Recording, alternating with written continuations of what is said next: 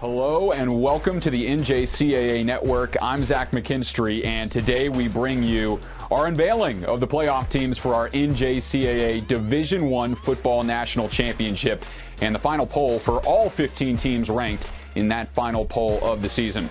So for the championship, it will be played in Little Rock, Arkansas at War Memorial Stadium as those four teams compete for a spot in that national championship game. Here's how the bracket will look.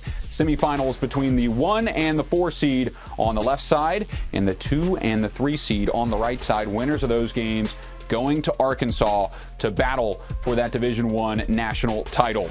And before we get to those four playoff teams, a lot of excitement on the way, but we start with our 15 seed and work our way up to those playoff teams. So in our final poll, the 15 seed is New Mexico Military.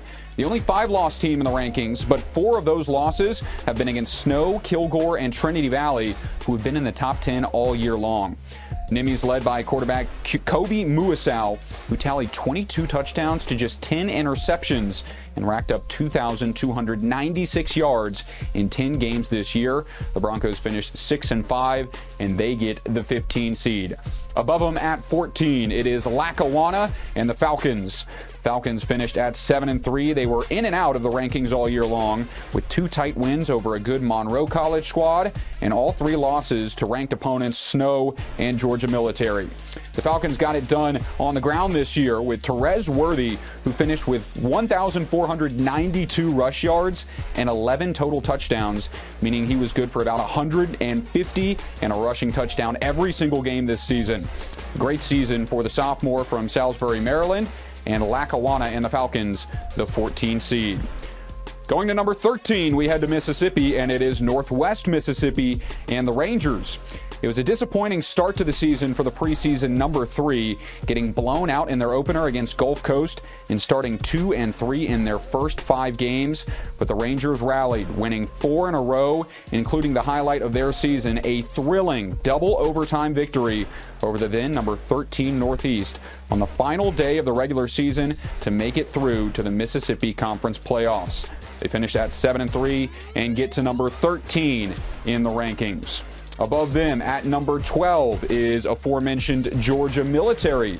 The Bulldogs are 7-4 this year, and their Bulldog squad was a tough game for a number of top teams. They kept it close with Iowa Western. They beat Lackawanna twice, and most prominently, they took the Snow Badgers to overtime, 33-30, in a loss that went down to the wire.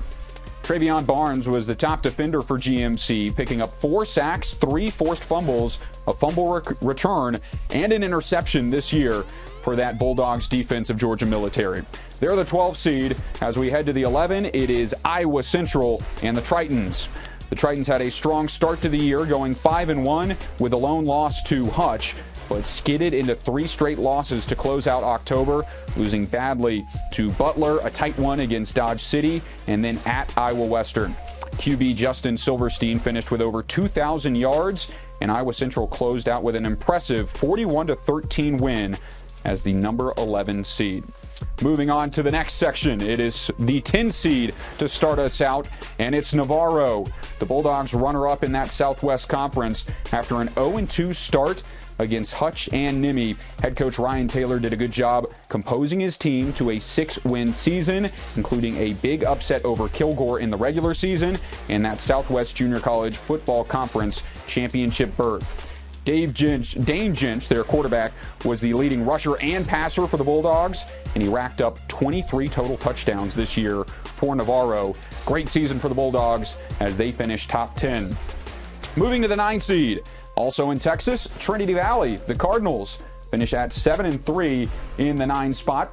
They opened the year with a win against Snow, and their only blemishes were a loss against Tyler and a loss at Kilgore before making the Southwest playoffs and falling 1 point short of Navarro in the semifinal. Missed a 2-point conversion late, and that was the difference. But Darian Pierce helped the Cardinals to an NJCAA second best 308 pass yards a game for the Cardinals, who had a lethal air attack, and another great season for Trinity Valley. We head to the 8 seed, and formerly one of the best offenses in the country, Mississippi Gulf Coast and the Bulldogs, who made a monumental climb up the polls this year After being unranked in the preseason, MGC had the best offense in junior college football for most of the year, winning their first 5 and 8 of their 9 regular season games. Their loss to Copiah Lincoln forced them to win out to make the MACCC playoffs, but EMCC beat them in the semifinal to end their season. Trey Hall is one of, if not the most electric running back in the MACCC, with 883 yards and 7 touchdowns on the ground this year, and a stellar season for the Bulldogs of Mississippi Gulf Coast. To the 7th seed we go. It is Dodge City. Another feel-good story this year, winning 7 games with the 3 losses against Hutch, Iowa Western, and Snow, some of the best teams in all of junior college football. It's the most wins in a season since 2016 for the Conquistadors, who end up at number 7 in the rankings with that 7-3 season. Good for Dodge City as we head to our 6th seed in Copiah Lincoln and the Wolves. The Wolves shocked everyone with a season-opening win over East Mississippi, and outside of a loss to Jones early, they continue to impress. Copiah Lincoln sat in a playoff spot last week, winning 7 in a row to make the conference championship for a rematch against EMCC, but the Lions ended their magical run 27-20. It's the most wins in a season for Copiah Lincoln in over a decade, aided by Johnny Daniels' legs and Devon Tott's arm, as the two combined for 28 touchdowns this year, and Colin finishes at 6. All right, take a breath, everybody settle in, and when we come back, we announce the playoff teams, the 1 through 5, including our first team out and the 4 teams that will compete for a national title. That's on the other side. Stay with us. Intensity fuels these champion student athletes to greatness. Zurich Insurance is proud to be the official provider of student athlete insurance for the National Junior College Athletic Association. Throughout the highs, we cheer along to their screams of victory. Throughout the lows, we support them through their tears of defeat. Zurich Insurance, helping student athletes play the sport they love.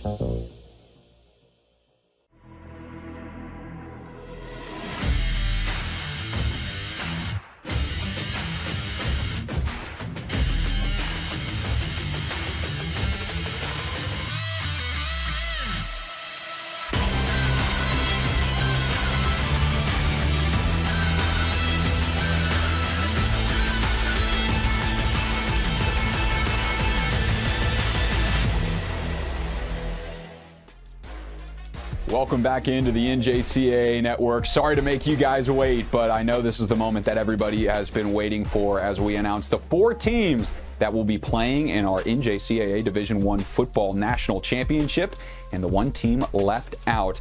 And we're going to count down from 1 to 5, starting with the number 1 overall seed.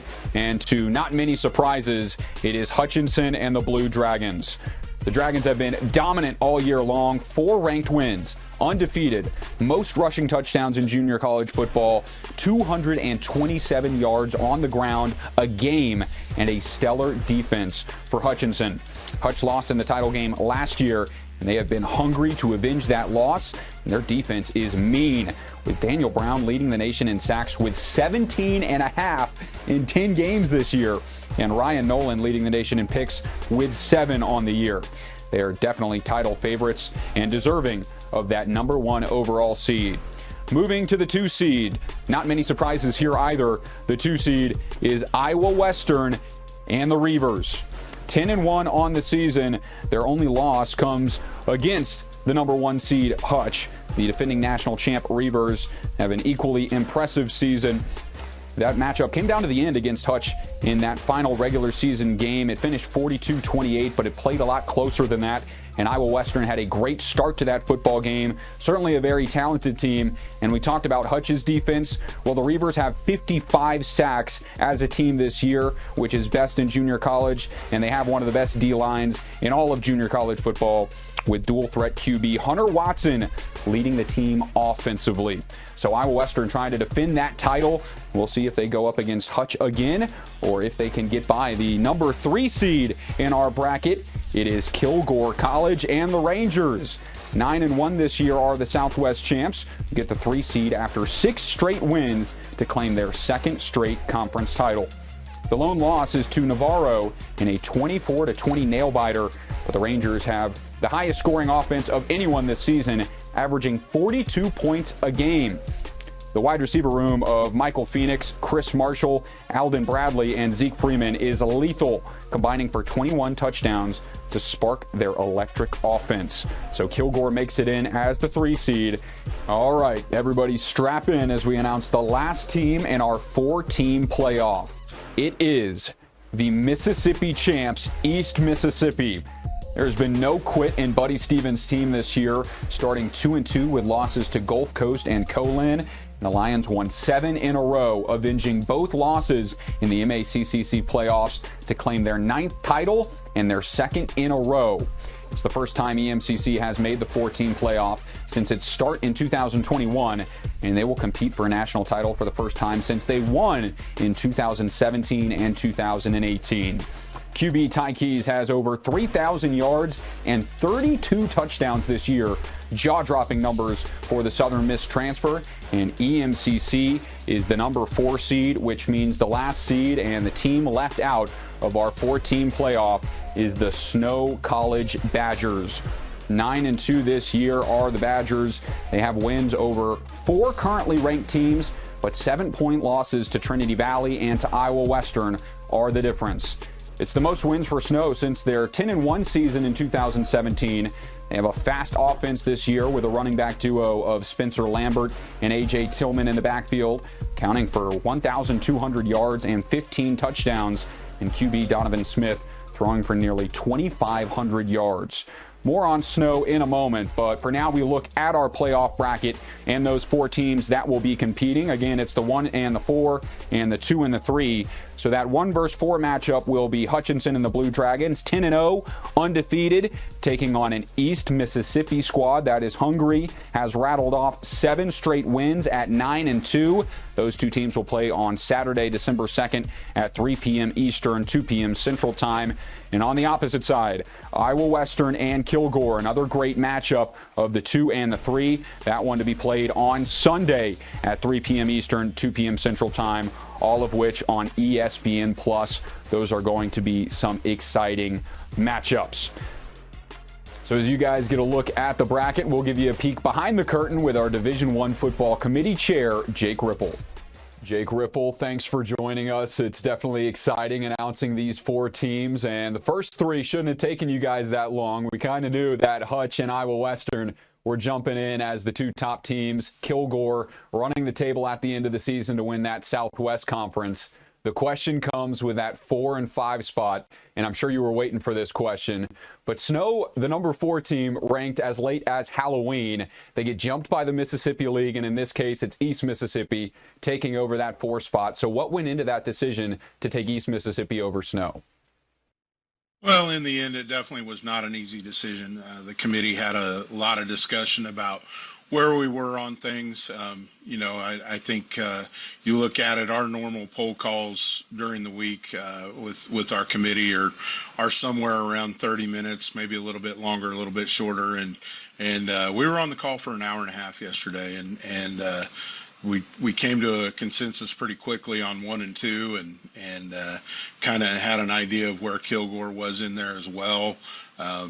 And so it really came down to that discussion with East Mississippi and Snow, and it was not an easy decision. I mean, you look at, I think both teams are very deserving. You look at it, and it's you're talking about, you talk about the 4 teams in it, and we talked about, it'll be. I think somebody said when we were still having 2, they're like, it'll be easier when you go to 4, and it's not gotten any easier, maybe even harder than it's been. This would be a year that is definitely harder with 4 instead of 2, and somebody goes, well, maybe we should go to 6, and well, I'm not sure it gets any easier if you go to 6 either. So, I don't think, I think people ask, well, what did Snow do wrong? They didn't do anything wrong. It was just the body of work that East Mississippi put together down the stretch. You look at what they did. You look at what they did. They lost those 2 games that they lost were both in crossover play early in the year. and they ran the table in the North Division all the way out, and then obviously ran the table in their playoffs as well, beating two very, very good teams. When you talk about Gulf Coast and Copiah Lincoln, you had a couple of very, very good teams in there, and it was kind of that body of work to see them come back through and really put that together, and so it was a lot of discussion about it. Snow, we felt like, had some great wins through the year. You look at they put together a great schedule. I commend Rob Nielsen about making sure that they could play everybody that they could, and sometimes it's just a kind of a tough deal for them with not being able to, just geographically not being able to get everywhere they need to, and when other people have conference schedules, that trying to fit people in. And it's why, as step out of my role as a football chair, more in my role of the AD, and I said that's why it was important for us to play Snow this year, and they came to our place at Dodge, and they beat us in a very, very competitive game, and they beat us, and I think they're a very good team. But in the end, a lot of discussion went into it, and a little bit more of the committee felt like Mississippi's body of work, East Mississippi's body of work, was just a little bit better than what Snow's was. I mean, I think if you look at the votes, it was a very, very close vote. It was not an easy decision. Yeah, and that 90 minutes talking about essentially those two spots kind of goes to show that. You kind of touched on it in that answer, but Snow finished at 9-2, wins over New Mexico Military, Dodge City, Lackawanna, and Georgia Military. Is there anything more they could have done to earn that fourth spot? I think some of the discussion came with having three non-member schools on their schedule, and I don't think that's their fault. I mean, it's kind of tough, at the same time, they had a shot at two other top 10 teams and ended up, not being able to get them. You look at that, you look at the final poll, and in the final poll, well, then I guess not the final poll, but in last week's poll, leading up to it, Dodge City ended up being the only team up there in the rankings that they beat, and Trinity Valley was right there at the 10 spot. But there was felt like there was kind of a separation there in the quality of teams, and I think they did what they should have. The teams in front of them, that game on the road at Trinity Valley is a tough one early, and like I said, it was splitting hairs when it came down to it. So I don't know, does one or two more member schools make a difference for them? I'm not sure. I'm not sure where that comes down to. I think there's something to be said for, Mississippi having a conference champion, and Snow doesn't get that opportunity, and that's not their fault. So they did a lot. I give them a lot of credit. I think the world of Rob, and think the world of Coach Erickson. I think they do a great job out there, and just kind of fell that way this year. Yeah, and moving away from that Snow and East Mississippi conversation, I'll lay off for a second, but we'll talk about the four talented teams in this playoff. This is unbelievable talent on all four levels. It's been since 2021 is when this four-team playoff started. Do you think it's the most competitive, most talented four teams that we've seen? I mean, I hope so. I hope that we got it right as a committee and put the four most talented teams in there. I hope we did that right. I think you look at all the teams, and you've got different strengths in every team. I think you look at Hutch, and they've been pretty dominant the full year. Iowa Western led them for quite a bit of the game. Other than that, they've really not been pushed super hard. I mean, I guess Garden City probably played them as close as anybody did, but they've got playmakers both sides of the ball. They're very, very physical up front. On paper, they look like the team. Then you go down the list, and Iowa Western, their defense is just really, really impressive, especially their defensive front. When you look at their D line, I think, one of their D tackles just got another Power 5 offer. I think Iowa State offered one of their D tackles just the other day. And I think everybody questioned, what's Coach Strohmeyer going to do after he lost that front seven that he had a year ago, because they were super, super impressive down the stretch. And he just reloaded like he always does. I mean, finds kids, and somebody on the call yesterday said, they might have more D linemen walking around in their admissions office than the rest of us do on the field. And so that was kind of the joke, because they always seem to have D linemen, and he did a great job reloading. I don't think that I think their scheme is amazing. I think Coach Stroh does a great job coaching.